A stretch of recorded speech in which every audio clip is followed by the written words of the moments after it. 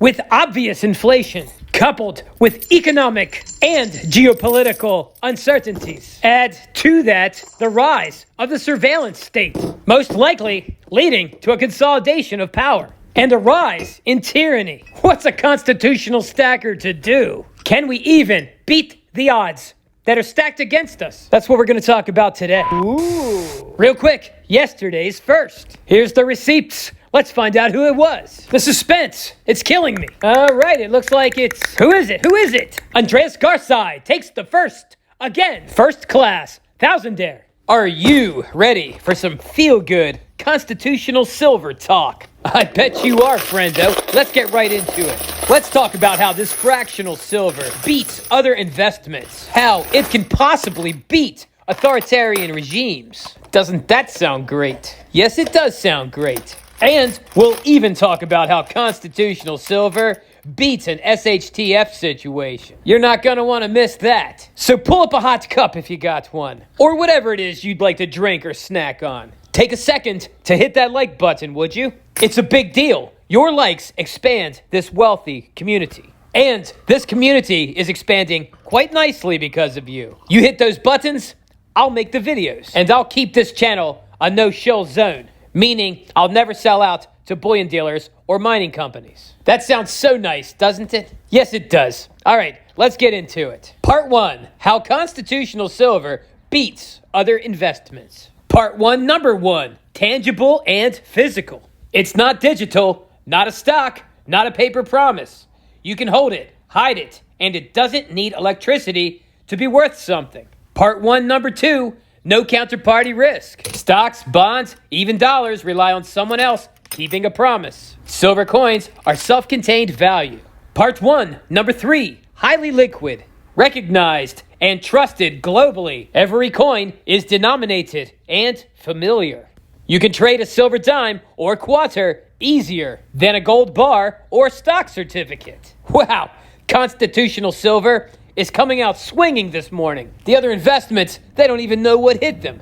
Continuing onward, part 1, number 4, small denominations. You can't shave a gold bar to buy bread, but a silver dime, that's barterable. It allows for fractional transactions during inflationary periods. That makes sense. If your local currency is collapsing, you don't want to sell all your metal at once. Maybe just a dime or two, or perhaps a quarter, for the day's groceries. I know what you may be thinking right now. Silver quarters and dimes are no substitute for dangerous, powerful tools and freedom pellets. A currency collapse doesn't always mean extreme barbarism, and trade must go on. I think constitutional silver would work because we did use it before. Every somewhat civilized civilization has used silver coins for thousands of years. Their use case is not a theory, but has already been proven to be effective. Think not? By all means, add some dimension to this conversation in the comments below. Let's form a think tank and tread over ignorance. That's catchy. I just came up with that. Moving on, part 1, number 5, historical price stability. A silver quarter used to buy a gallon of gas. It still can, based on melt value. That's not just inflation resistance, it's long-term price memory. Do you want to store 100 gallons of gasoline on your bookshelf? Just fill a jar with 100 silver quarters. Who would have thought 100 gallons of gasoline would take up such little space? You did, because you're a smart cookie. I'm so glad you're here. Do me a favor and pat yourself on the back for being such a genius. You better do it. I'll know if you didn't. I'll continue with part 1, how constitutional silver beats other investments. Number 6, not tracked or registered. Buying constitutional silver with cash leaves no paper trail. And that's privacy most investments can't offer anymore. From what I've noticed, many everyday peasants seem to think that one's desire for money privacy is nefarious. I believe money privacy is privacy, just like any other privacy. And the peasants that have a problem with that need to learn the Fourth Amendment of the Constitution. The ignorant and the foolish, they can do the work of evil better than evil itself. What do you think about that one? I shouldn't even laugh. It's not funny. All right, I'll continue on with part 1, number 7, affordable entry point. You don't need to be rich to get started. A single coin could be just $5 to $8. Less than that, actually, if you buy a silver dime. At least for now. Today is Tuesday, July 22nd. 2025. Silver is a little under $39 an ounce today, and gold is just a wee bit under $3,400. Part 1, number 8, no tax advantage account needed. You don't need a brokerage, Roth IRA, or 401k. No one's telling you when or how you can cash out. Part 1, number 9, last one, legal U.S. tender. Still technically money. Still technically money, constitutional is. Sorry, I could not help myself. Constitutional silver is still technically money. That makes it easier to own and harder for the government to ban outright. Remember, if you have any thoughts, put it in the comments below. Don't just sit idly by. You don't even have to be agreeable. Get down there and start some carnage. These are the things that critical thinking is made of. I'll move on to part 2, how constitutional silver beats authoritarian governments. Spicy. Part 2, number 1, hard to confiscate. Small, easy to hide, disperse, or bury. I even hear sometimes it falls off boats. I don't know why people take it out on their boat, but it seems to happen all of the time. I'll continue. Unlike bank accounts, it can't be frozen with a keystroke. That's right, severely overweight master's degree, long fingernails, computer clerk. You're gonna need to burn a lot more calories than that to freeze this. And when it's all said and done, it may not be the silver's temperature that goes down. All right, take it easy now. Deep breaths.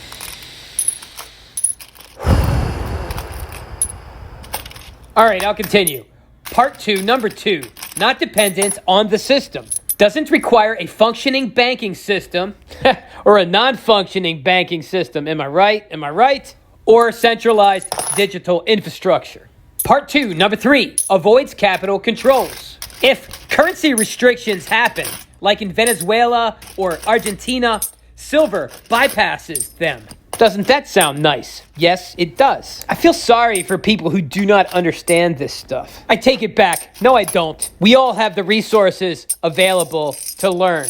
And like they say, ignorance of the law is no excuse. Part 2, number 4, preserves wealth across regimes. When governments fail or turn tyrannical, silver retains value. It has historically crossed borders and centuries regardless of who's in power. And if you think about it, that's powerful. Part 2, number 5, cannot be printed away. Governments can't debase silver the way they print fiat into worthlessness. It resists inflation naturally. It's looking like no one can ignore the law of silver.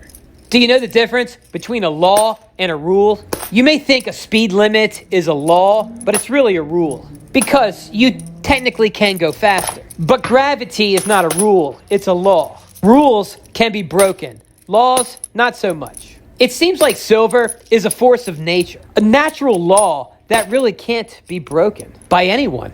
I'll have to think more about that one. I don't normally ask you to share a video, but this video is starting to sound like quite a resource. Maybe send it to everyone you know, with a text message instructing them to send it to everyone they know. Maybe we can achieve a fiscal responsibility. I'm solving most of the world's problems right here, right at the root. All right, part 2, number 6, power to the people. Distributed, decentralized wealth is a check on central authority. And why not? You always hear people talking about checks and balances. Because we all know power corrupts, and absolute power corrupts absolutely. Someone needs to explain that to Karen, who quickly regurgitates the propaganda that money privacy is money laundering or terrorism. Again, money privacy is privacy, and some will abuse that. Yes, freedom is scary sometimes, but nowhere near as scary as no freedom. Get to know your Fourth Amendment. I think I'll even refresh up on the Fourth Amendment today. Anyhow, power to the people. Constitutional silver, it's grassroots, not Wall Street. This is fun. I'll move on to part 3, how constitutional silver beats an SHTF situation.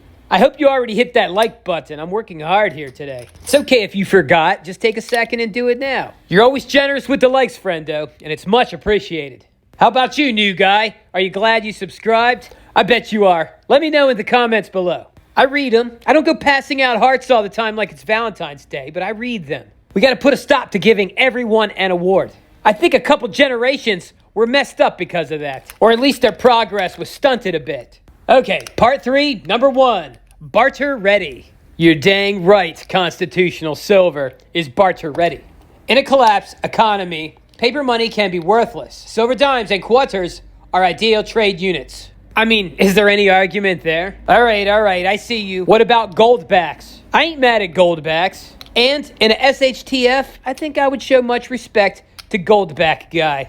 Now, could we necessarily agree on the exchange rate on the website? I'll leave that for you to haggle about in the comments below for now. I'll revisit that subject in another video. I look forward to reading your comments about it if you got some. All right, part 3, number 2. Trusted weight and purity. Recognized and testable. No one needs to trust your coin. They can verify its metal. That makes sense. And let's face it, during an SHTF, trust probably ain't gonna be so abundant. Do you have any SHTF buddies? People with their hands on the levers of food production? People that may be somewhat masters of supreme force? Or at least prepared to try? And hopefully they've practiced a lot regularly. And if they're trained in force on an official capacity, well, I believe that's clutch. And other stackers like yourself with their hands on the levers of trade. Maybe if you haven't talked to any of these friends, maybe you should talk to them. The world's looking pretty scary. It always kind of does, I know that. But it can't hurt to make sure you still got those connections. And trust. You don't want to build the trust during the SHTF. If you can build it before, it'll probably be less expensive. You pay for the insurance before the incident, not during or after. Part 3, number 3, long shelf life. Constitutional Silver doesn't rot, rust, or expire. You can pass it down generations. Here you go, Junior. Here's a jar with 100 gallons of gasoline in it. Or 250 loaves of bread. Of course, the bread they make these days, you could probably store that. I don't think it molds anymore.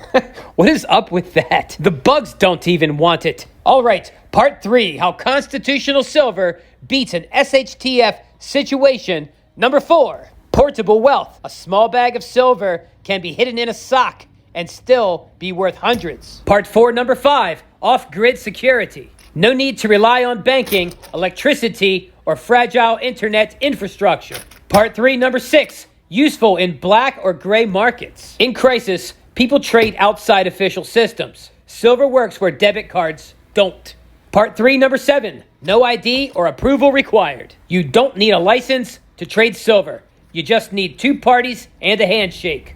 And the final way Constitutional Silver beats an SHTF situation is number 8, resistance to theft by inflation. If the dollar collapses, your silver still buys real goods, gas, eggs, protection, repairs. Did you enjoy this video? Let me know in the comments below. Still not a thousandaire yet? Hit that subscribe button and join this wealthy community of ours. It's so simple, just hit the button.